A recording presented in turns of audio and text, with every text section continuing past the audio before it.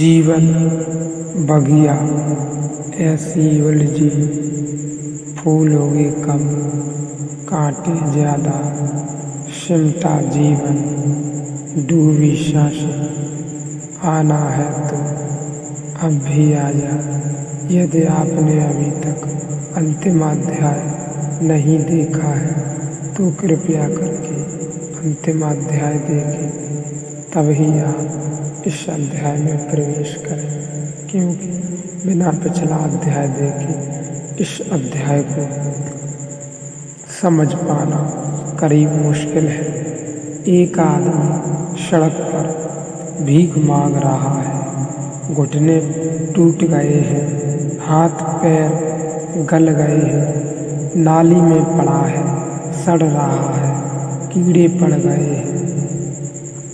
उससे भी कहो मरना चाहते हो तो वह आपको क्रोध से देखेगा, और ऐसा नहीं कि वह कोई गलती कर रहा है, क्योंकि कीड़े कितने ही पड़ गए हो जीवेष्टा नहीं सड़ती।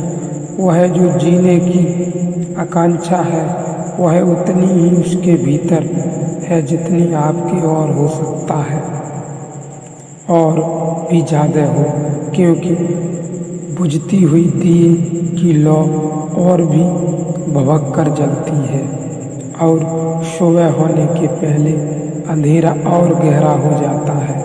हो सकता है मौत को एकदम करीब पाकर वह भरसक अपनी पूरी चेष्टा जीने की कर रहा हो, जो आपको कभी न की हो, जो आपने भी कभी न की हो। आप कल की प्रतीक्षा भी कर सकते हैं, उसके लिए कल भी नहीं है। किसी भी मूल्य पर जीवन है, जीना है, और यह आश्चर्य की बात है कि आदमी को किसी भी मूल्य पर जीने के लिए राजी किया जा सकता है। इसलिए दुनिया में इतने उपद्रव घट सके, नहीं तो नहीं घट सकते थे। 5000 साल तक हम शूद्रों को बिल्कुल जमीन पर कीड़ों की तरह रगड़वा सके, कोई और कारण नहीं है सिवाय इसके कि जीवेष्टा इतनी प्रबल है कि कोई भी स्थिति में वह आदमी जीना ही चाहेगा। दुनिया में लाखों करोड़ों लोगों को गुलाम रखा जा सका, पशुओं की तरह। उसका कोई और कारण नहीं। इसका कारण आदमी सिर्फ इतना ही नहीं है कि दुनिया में बहुत शरारती और दुष्ट लोग थे, नहीं, इसका बहुत गहरा कारण यह है कि कोई भी आदमी किसी भी शर्त पर जीने को राजी किया जा सकता है, क्योंकि जीवेष्टा इतनी प्रबल है, जीवेष्टा इतनी प्रबल है कि अगर कोई कहे कि घिसटो जिंदगी भर उठ नहीं सकते, घुटने के ऊपर पैर पर खड़े नहीं हो सकते, घुटने से ही घसीटना पड़ेगा, तो भी आदमी राजी हो जाएगा। वह कहेगा ठीक है, मरने से तो यही बेहतर है, मरने से कुछ भी बेहतर है। जीवेष्टा का अर्थ हुआ कि मरने से कुछ भी बेहतर है। जीना किसी भी शर्त पर हम राजी हैं। इतनी जीवेष्टा अगर हो और है तो आदमी अंदर की यात्रा पर नहीं जा सकता। तब वह शरीर से बंधा रहेगा, मन से बंधा रहेगा, प्राण से बंधा रहेगा। वह इतने जोर से बंधा रहेगा कि हिल भी नहीं सकता। पीछे इतने जोर से जकड़े रहेगा सबको कि कुछ छूट न जाए हाथ से, नहीं तो कहीं खो न जाऊं। मेरे पास लोग ध्यान करने आते हैं। ध्यान में अनिवार्य रूप से एक क्षण आता है जब आदमी जीते जी मृत से गुजरता है। अनिवार्य वह वक्त आ जाता है भीतर। अब उसे लगता है कि यह तो मौत घटने लगी। अब जैसे मैं मरा, लोग आते हैं मेरे पास, वे कहते हैं हम ध्यान सीखने आए थे, हम कोई मरने नहीं आए। और यह क्या हो रहा है भीतर? ऐसा लगता है कि यह कहीं मर तो नहीं जाएंगे। मैं उनको कहता हूँ कि वही क्षण कीमत का है, मर ही जाओ भीतर, डरो मत, उसको भी राजी हो जाओ, तो फिर तुम कभी नहीं मरोगे। मगर वे मुझसे पूछते हैं, कोई और तरकीब नहीं है? यह भीतर डूबना, यह मिटना, इससे किसी तरह और कोई रास्ता सरल नहीं है, कोई रास्ता नहीं है। ध्यान मृत्यु का अनुभव है। स्वेच्छा से मृत्यु तो आती ही है, लेकिन तब ध्यान का अनुभव नहीं हो पाएगा।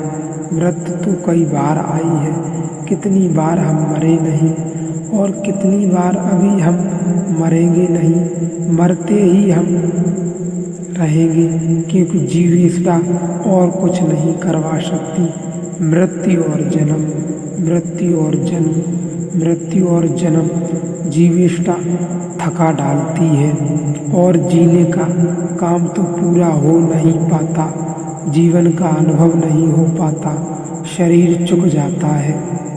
जीविका नहीं चुकती, फिर जीविका नया शरीर पकड़ लेती है, पकड़ती चली जाती है, और हर बार मरना पड़ता है। जीविका की ही मृत्यु होती है बार बार, लेकिन फिर भी वह मरती नहीं, प्रबल है, और बार बार फिर पुनर्जीवित हो जाती है। ध्यान में भी वही घटता है जो मृत्यु में, लेकिन मृत्यु में घटता है जबरदस्ती। इसलिए मृत्यु में लोग बेहोश हो जाते हैं, अधिकतम लोग बेहोश मरते हैं, और जो बेहोश मरता है उसका दूसरा जन्म निश्चित है। जो होश से मर सकता है उसका दूसरा जन्म समाप्त हुआ। बेहोश मरते क्यों हैं हम? बेहोश मरना कोई मृत्यु की अनिवार्यता नहीं है। बेहोश मरते हैं हम इसलिए है कि जीवन की एक सुरक्षा की व्यवस्था है। कभी कभी लोग कहते हैं एक दूसरे से कि मैं बहुत असहाय दुख भोग रहा हूँ। यह बिल्कुल झूठ है, क्योंकि असहाय दुख कोई भोगता ही नहीं। असहाय दुख होने की पहले ही आदमी बेहोश हो जाता है। यह व्यक्ति के भीतर सुरक्षा का आयोजन है। जैसे ही सहने की सीमा के पार दुख जाता है कि आप बेहोश हो जाते हैं। असल में बेहोशी नहीं रह जा सकता, अब बेहोश होकर ही सहा जा सकता है। बेहोशी का मतलब ही यही है कि दुख सहने की सीमा की पार हो गया। अब बेहोश में नहीं रहा जा सकता, अब होश में सुना नहीं जा सकता, दुख सहा नहीं जा सकता, अब बेहोश होकर ही सहा जा सकता। इसलिए बेहोश हो जाते हैं। इसलिए हम ऑपरेशन में बेहोशी का उपयोग करते हैं। सर्जरी में आदमी को पहले बेहोश करते हैं, क्योंकि असहाय दुख बीच में घटित होगा और उसके लिए बेहोशी दे देनी पहले से ही उचित और उपयोगी है। तो प्रकृति की भी भीतरी सर्जिकल है व्यवस्था है। जब भी दुख असहाय होता है हम बेहोश हो जाते हैं। इसलिए असहाय दुख का अनुभव किसी ने कभी नहीं किया। जिन दुखों को आपने अनुभव किया है वे सब सहनीय थे, नहीं तो आप बेहोश हो गए होते। मृत्यु सबसे बड़ा सर्जिकल ऑपरेशन है। एक चेतना को एक पूरे शरीर से निकाला जाता है। बाकी किसी सर्जिकल ऑपरेशन में टेबल पर जो ऑपरेशन होते हैं सब आंशिक हैं। कभी हड्डी निकाली जाती है, कभी कोई हिस्सा निकाला जाता है, कभी कोई टिकड़ा, कभी कुछ, लेकिन मृत्यु पूरी चेतना को इस शरीर से अलग करती है।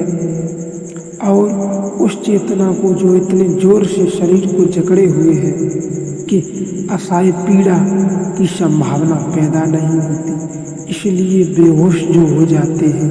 सिर्फ बुद्ध जैसा व्यक्ति बेहोश नहीं हो पाता, बेहोश नहीं मरता। बुद्ध ने मृत्यु में जाने के भी ध्यान से 4 कारण बताए हैं एवं 4 उपबंध बताए हैं। इन 4 उपबंधों की चर्चा हम गहरे ध्यान के साथ कैसे मृत्यु में जाते हैं, इसके बारे में अगले अध्याय में चर्चा करेंगे।